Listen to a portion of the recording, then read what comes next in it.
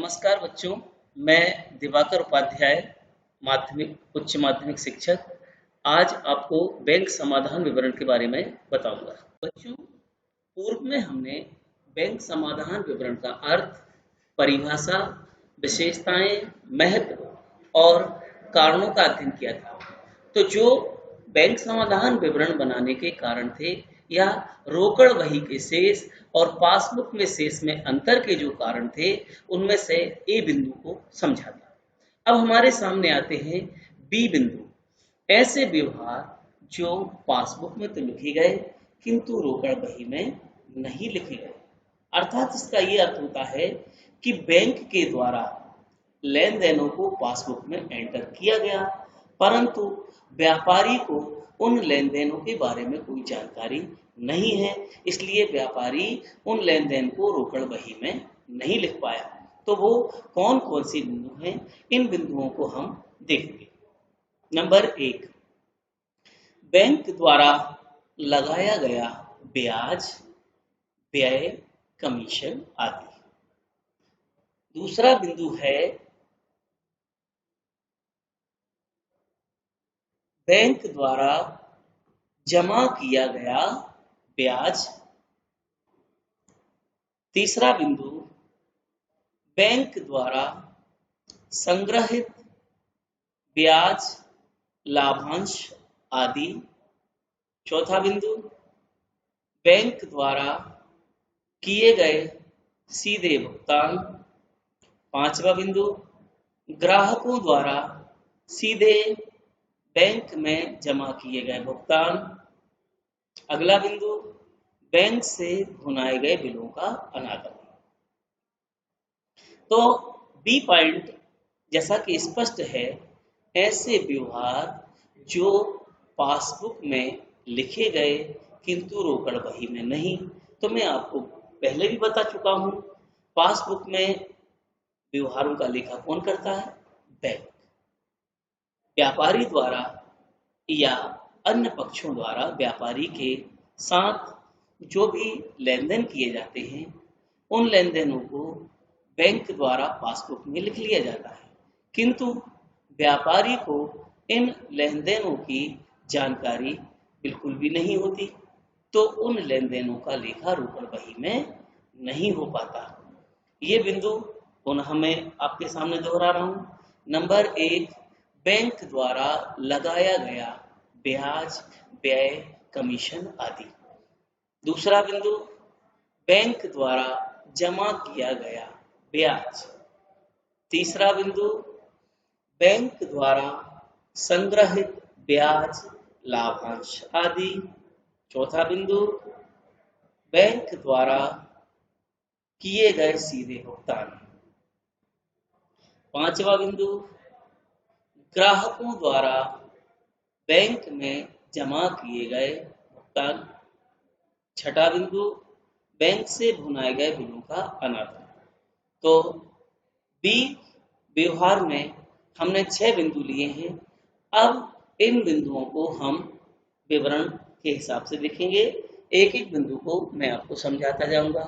पहला बिंदु, फिर से हम हेडलाइन को लेते हैं। बी पॉइंट, ऐसे व्यवहार जो पासबुक में लिखे गए हैं किंतु रोकड़ बही में नहीं लिखे गए। पहला बिंदु, बैंक द्वारा लगाया गया ब्याज, व्यय, कमीशन आदि। बैंक द्वारा व्यापारी को अधिविकर्ष की सुविधा दी जाती है, अर्थात बैंक व्यापारी को यह सुविधा प्रदान करता है कि व्यापारी का जितना धन बैंक में जमा है, वह उससे अधिक धन का व्यापारिक कार्यों में प्रयोग कर सकता है। अर्थात बैंक द्वारा व्यापारी की एक लिमिट बनाई जाती है कि व्यापारी द्वारा किस लिमिट तक अपने जमा धन से अधिक धन का व्यापारिक कार्यों में उपयोग किया गया है। इसे हम अधिविकर्ष कहते हैं।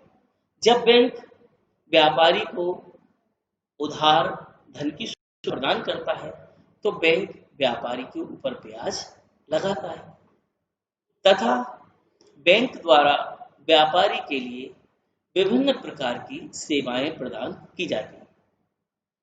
बैंक अपनी सेवाओं के ऊपर व्यापारी के से व्यय लेता है तथा व्यापारी से कमीशन लेता है। तो पासबुक में शेष कम हो जाता है जो रोकड़ बही से मिलान नहीं होता। अर्थात क्या होता है, जब बैंक द्वारा व्यापारी के ऊपर अधिविकर्ष पर ब्याज लगाया जाता है, सेवाओं पर व्यय तथा कमीशन लगाया जाता है, तो बैंक व्यापारी के खाते में उतनी रकम डेबिट कर देता है। अर्थात व्यापारी के नाम पर रकम डेबिट कर दी जाती है, व्यापारी के खाते में से पैसा कम हो जाता है पासबुक में, और इस कारण से पासबुक में तो शेष कम हो गया, लेकिन इनका लेखा रोकड़ बही में नहीं है, तो रोकड़ बही का शेष बैंक के पासबुक के शेष से कम हो जाता है। तो ये पहला बिंदु हो गया। दूसरा बिंदु, बैंक द्वारा जमा किया गया ब्याज। जिस प्रकार बैंक व्यापारी को उधार धन देने के बदले में ब्याज लेता है, उसी प्रकार व्यापारी द्वारा जो धन बैंक में जमा किया जाता है, उस जमा धन पर बैंक व्यापारी को ब्याज प्रदान करता है। तो जब बैंक व्यापारी के जमा धन पर ब्याज देता है, तो पासबुक में ब्याज जमा कर दिया जाता है, व्यापारी के खाते में रकम ब्याज की जमा कर दी जाती है। इससे पासबुक का शेष बढ़ जाता है और रोकड़ बही का शेष कम हो जाता है। तो ये दूसरा बिंदु हो गया। तीसरा बिंदु, बैंक द्वारा संग्रहित ब्याज लाभांश आदि। जब बैंक द्वारा व्यापारी के ब्याज लाभांश आदि का संग्रह कर व्यापारी के खाते में जमा किया जाता है, तो पासबुक का शेष अधिक हो जाता है और रोकड़ बही का शेष कम हो जाता है। अब हमारे सामने प्रश्न ये उठता है कि व्यापारी के खाते में ब्याज और लाभांश का संग्रह बैंक क्यों करेगा? बैंक व्यापारी और ग्राहकों को ये सुविधा प्रदान करता है कि व्यापारी ने जहां जहां विनियोग किया है, जहां पर इन्वेस्टमेंट किया है, वहां से व्यापारी को स्वयं ब्याज और लाभांश आदि संग्रह करने की आवश्यकता नहीं होती। व्यापारी बैंक को ये अथॉरिटी दे देता है, अधिकृत कर देता है कि हमारे द्वारा जिन जिन स्थानों पर विनियोग किए गए हैं, उन विनियोगों से प्राप्त होने वाले ब्याज और लाभांश आदि को आप कलेक्ट करके, संग्रह करके, एकत्रित करके हमारे खाते में जमा कर दें। तो बैंक द्वारा जब व्यापारी का ब्याज और लाभांश आदि को एकत्रित कर, कलेक्ट करके व्यापारी के खाते में जमा कर दिया जाता है, तो पासबुक का शेष अधिक हो जाता है और इसकी जानकारी व्यापारी को नहीं है, तो इनकी प्रविष्टि रोकड़ बही में नहीं होती, इसलिए रोकड़ बही का शेष कम हो जाता है। अगला बिंदु है बैंक द्वारा किए गए सीधे भुगतान। व्यापारी द्वारा अपने बैंक को ये अधिकृत किया जाता है, ये अथॉरिटी दी जाती है कि उसके ग्राहकों को व्यापारी स्वयं भुगतान नहीं करेगा। जिन पक्षों से लेन देन करना है, जिन पक्षों को भुगतान करना है, वो भुगतान बैंक के द्वारा किए जाएंगे। ये सुविधा कौन? बैंक द्वारा ग्राहक को या व्यापारी को दी जाती है कि आप अपने ग्राहकों को या आपके साथ जो लेन देन करने वाले पक्ष हैं, आप स्वयं भुगतान न करें, उनका भुगतान बैंक के द्वारा किया जा सकता है। तो जब बैंक व्यापारी के ग्राहकों को सीधे भुगतान कर देता है, तो सीधे भुगतान करने से पासबुक में शेष कम हो जाता है, क्योंकि पासबुक में उतनी रकम डेबिट कर दी जाती है जो भुगतान किया गया। इससे पासबुक का शेष कम हो जाता है और व्यापारी को सीधे भुगतानों का पता ही नहीं चलता, तो उनकी प्रविष्टि रोकड़ बही में नहीं हो पाती। ऐसी स्थिति में रोकड़ बही का शेष अधिक हो जाता है। ग्राहकों द्वारा सीधे बैंक में जमा किए गए भुगतान। व्यापारी अपने बैंक को सीधे भुगतान करने की मतलब अधिकृत भी करता है, सीधा भुगतान करने के लिए अथॉरिटी देता है, और ग्राहकों को भी ये सुविधा देता है कि आप हमें भुगतान न करके सीधे हमारे बैंक खाते में भुगतान कर सकते हैं। तो जब ग्राहकों द्वारा व्यापारी के बैंक खाते में सीधे भुगतान किए जाते हैं तो पासबुक का शेष अधिक हो जाता है और रोकड़ बही का शेष कम हो जाता है। क्या होता है, जो व्यापारी के ग्राहक हैं वो ग्राहक व्यापारी के बैंक खाते में रकम का भुगतान कर देते हैं। तो ऐसी स्थिति में बैंक उन भुगतानों की रकम को व्यापारी के खाते में जमा कर देता है।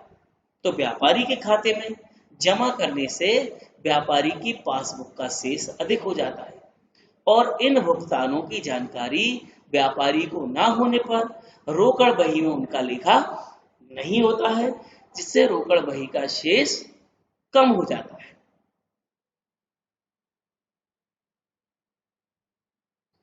आपने देखा कि रोकड़ बही और पासबुक के शेषों में अंतर के कौन कौन से कारण हैं।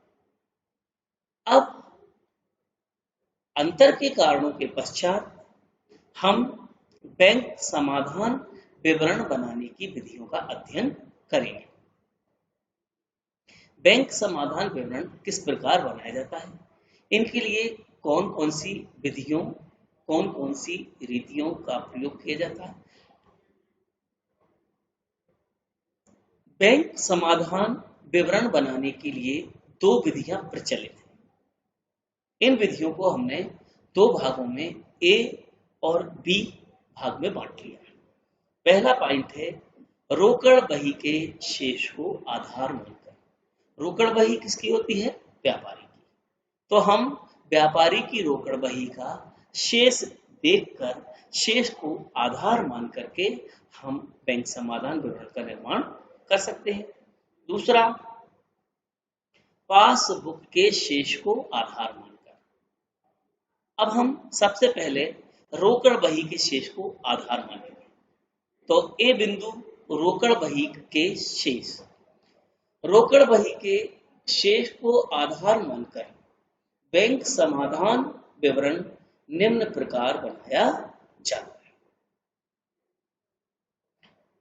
पहला बिंदु, जब रोकड़ बही का डेबिट शेष हो। दूसरा बिंदु, जब रोकड़ बही का क्रेडिट शेष हो।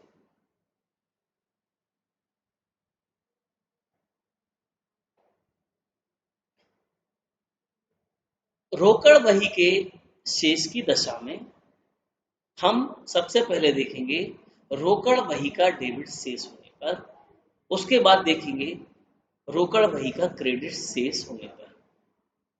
बैंक समाधान विवरण बनाना बहुत ही कठिन नहीं है। बैंक समाधान विवरण मदों पर आधारित है। जब व्यापारी की रोकड़ बही का डेबिट शेष होता है तो हम कुछ मदों को जोड़ते हैं, कुछ मदों को घटाते हैं। तो हम इन मदों को विवरणवार देखेंगे। रोकड़ बही का डेबिट शेष होने पर बैंक समाधान विवरण अग्र प्रकार बनेगा। तो रोकड़ बही का डेबिट शेष होने पर हम सबसे पहले जोड़ने वाले बिंदु देखेंगे। पहला बिंदु, चेक निर्गमित किए गए पर भुगतान हेतु प्रस्तुत नहीं हुए। इसको हम इंग्लिश में भी समझते जाते हैं, check issued but not presented for payment. व्यापारी द्वारा जब ग्राहकों को चेक निर्गमित किए जाएं और ग्राहक उन चेकों को बैंक में भुगतान हेतु प्रस्तुत नहीं करता तो डेबिट शेष होने की दशा में से जोड़ा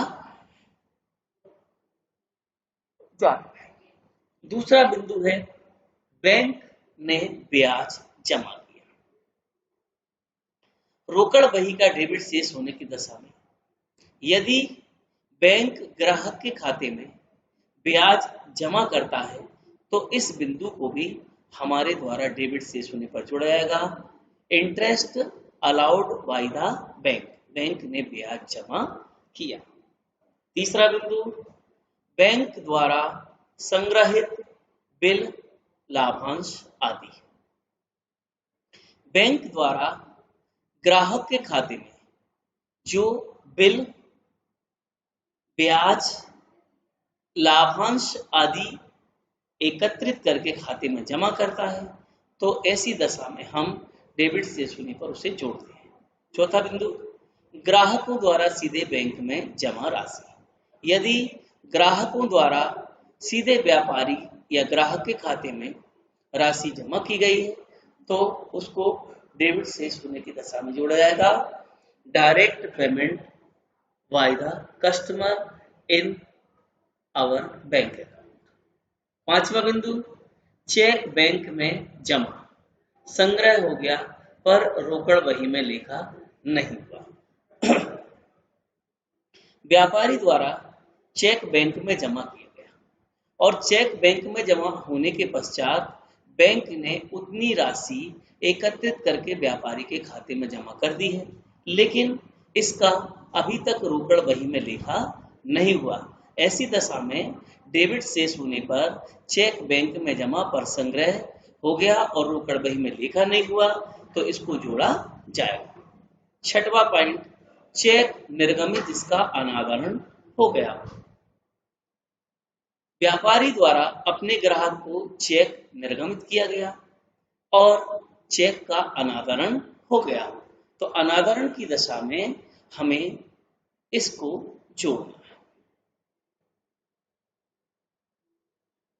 अब इसके बाद घटाई। पहला बिंदु चेक संग्रह हेतु बैंक में जमा पर संग्रह नहीं। व्यापारी द्वारा चेकों को संग्रह हेतु कलेक्शन के लिए बैंक में जमा किया गया, लेकिन अभी तक बैंक द्वारा उस चेक का संग्रह नहीं किया गया, उस चेक की रकम कलेक्ट करके खाते में जमा नहीं की गई तो check deposited into bank but not collected, तो ये पॉइंट हमारे द्वारा डेबिट शेष होने की दशा में घटाया जाएगा। दूसरा बैंक द्वारा लिया गया व्यय, ब्याज, कमीशन आदि। बैंक द्वारा जो ब्याज, व्यय और कमीशन व्यापारी के ऊपर लगाया जाता है उसको हम डेबिट शेष होने की दशा में घटाएंगे। तीसरा बैंक द्वारा किए गए सीधे भुगतान। यदि बैंक द्वारा कुछ ग्राहकों को व्यापारी के द्वारा अधिकृत किए जाने पर यदि सीधे भुगतान किए जाते हैं तो इन भुगतानों को डेबिट शेष होने की दशा में घटाया जाएगा। चौथा बिंदु चेक रोकड़ बही में लिखा गया पर बैंक में जमा करना भूल गए। चेक रोकड़ बही में तो लिख लिया गया पर हम उसे बैंक में जमा करना भूल गए हैं तो ऐसी स्थिति में हम डेबिट शेष होने की दशा में से घटा देंगे। रोकड़ बही का क्रेडिट शेष होने की दशा। पहला बिंदु था रोकड़ बही का डेबिट शेष। अब दूसरा बिंदु है रोकड़ बही का क्रेडिट शेष होने पर। जब रोकड़ बही का क्रेडिट शेष हो तो बैंक समाधान विवरण बनाते समय हमें दो बातों का ध्यान रखना है। पहला और दूसरा, दो बिंदु है मात्र। आपको रोकड़ बही के डेबिट शेष की मदों को ध्यान में रखना है कि कौन सी मदें जोड़ी थी, कौन सी मदें घटी थी। बस उन्हीं मदों को हमें ऊपर नीचे करना है जिससे बैंक समाधान विवरण क्रेडिट शेष होने की दशा में आसानी से बन जाता है। तो ध्यान दीजिए। जब रोकड़ बही का क्रेडिट शेष हो तो बैंक समाधान विवरण बनाते समय दो बातें ध्यान रखना है। पहला, रोकड़ बही का डेबिट शेष होने पर जो मदें जोड़ी जाती थी उन मदों को रोकड़ बही का क्रेडिट शेष होने पर घटाया जाएगा। मतलब डेबिट शेष होने की जो जोड़ने वाली मदें थी उन समस्त मदों को हमें स्मरण करके क्रेडिट शेष होने की दशा में घटाना है। जैसे चेक निर्गमित हुआ पर भुगतान हेतु प्रस्तुत नहीं, बैंक द्वारा जमा किया गया ब्याज, बैंक द्वारा संग्रहित बिल एवं लाभांश आदि, ग्राहक द्वारा सीधे बैंक में जमा की गई राशि, इनको हम घटाएंगे। और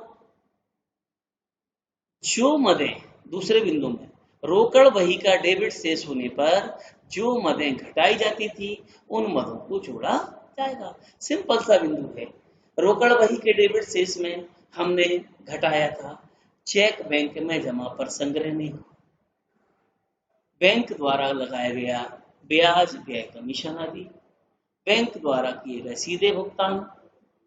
तो इन बिंदुओं को हम याद करके, और हमारे पास बिंदु लिखे भी हुए हैं तो उनको ध्यानपूर्वक हमें याद करके उन मदों को घटाना है। अब हमारे सामने बी पॉइंट आता है पासबुक का शेष होने पर। अभी तक हमने रोकड़ बही का शेष देखा था, तो रोकड़ बही के शेष को दो पॉइंटों में बांटा, रोकड़ बही का डेबिट शेष होने पर, रोकड़ बही का क्रेडिट शेष होने पर। इसी प्रकार पासबुक का शेष होने पर हमको सबसे पहले देखना है पहला बिंदु, पासबुक का क्रेडिट शेष होने पर। जब पासबुक का क्रेडिट शेष होता है तो कौन कौन से बिंदु जोड़ना है। नंबर एक, चेक बैंक में संग्रह हेतु जमा किए पर संग्रह नहीं हुआ। चेक बैंक में तो जमा हो गए पर अभी तक खाते में रकम जमा नहीं की गई, संग्रह नहीं हुआ, एकत्रित नहीं हुआ। दूसरा, बैंक ने व्यय लगाया, बैंक द्वारा अपनी सेवाओं पर जो व्यय लगाया जाता है उस व्यय को भी हम क्रेडिट शेष होने की दशा में जोड़ेंगे। तीसरा बिंदु, बैंक ने ब्याज कमीशन लगाया, बैंक द्वारा अधिविकर्ष पर लगाया गया ब्याज और सेवाओं पर लगाया गया कमीशन, ये भी पासबुक के क्रेडिट शेष होने की दशा में जोड़ा जाएगा। चौथा बिंदु, बैंक द्वारा किए गए सीधे भुगतान, बैंक द्वारा अपने ग्राहकों को जो सीधे भुगतान किए जाते हैं, जो व्यापारी द्वारा अधिकृत भुगतान होते हैं, उन भुगतानों को भी हम पासबुक के क्रेडिट शेष होने की दिशा में जोड़ेंगे। पांचवा बिंदु, चेक रोकड़ बही में लिखे गए पर बैंक में जमा नहीं किए गए।